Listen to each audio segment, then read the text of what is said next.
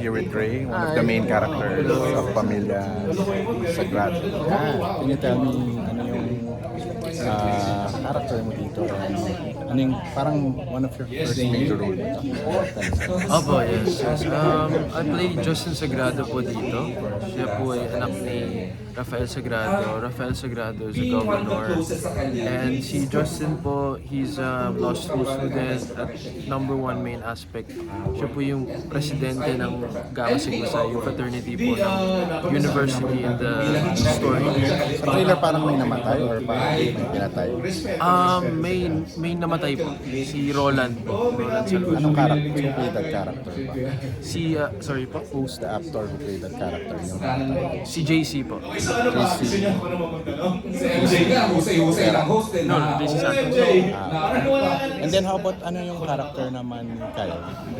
Si Kyle, he's Moises Malonzo. Siya po yung bagong salta sa And yung ano ko, bagong amuno sa fraternity. So para kayong rivals ba or friends or both? I think because yung positioning namin, dahil ako po yung parang maangas na leader and pinuno ng fraternity and siya po yung baguhan. Siyempre kailangan mo talaga i-test yung yung baguhan na bagong salta sa frat. Ito yung para mag-initiate sa kanya parang gano'n. And madali lang ba na-pull off mo yung role or pinag-aralan mo talaga yung mga fraternity? Paano? Yeah, may po kami research with people na galing sa frat. May mga facilitators po kami sa acting. And we had workshops before. And I think kahit sa like even watching the first couple of days and first couple of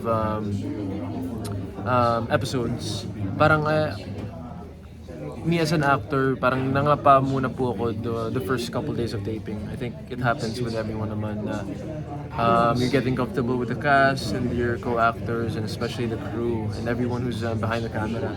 At nung naging komportable na po ako, parang mas din ako na-hone sa character. Graduate ngayon si Beaver, kaka-graduate ngayon, si Beaver Magtanas. Yung kasama mo sa cast, although I don't know anong role mo. He's one of the Brad boys, yeah. Ano ka, congrats sa graduation. Kaka-graduate lang niya today. Brad Beaver, congratulations sa'yo. Happy graduation. Yeah. And kamusta naman si Beaver? He's good. He's a good guy and yeah, parang yun po yung yung parang pag nasa eksena kami kasi yun nga, he's one of my subordinates sa frat. Parang inaangasan ko sila. So minsan akala po nila na ganun ako sa totoong buhay. Na parang like this tough guy. Pero I think Hindi naman superbite ka naman.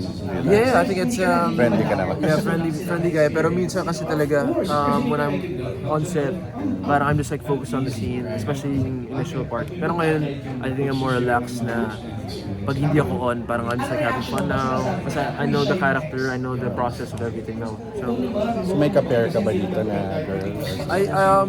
me and Kyle's character, I think we have parang two love interests, si Daniela Straner and si Liana Angeles. They both respectively play Felicia and Maxine. Saan si Daniela? Si Maxine Trinidad is also part, no? Parang some scenes. Sige, congrats. Can you invite na lang daw to watch? Sorry. Mga kapamilya, iniindigan po kayo panoorin ng Pamilya Sagrado weeknights on ABS-CBN 8:45 p.m. Ngayong June 17 na po. Thank you.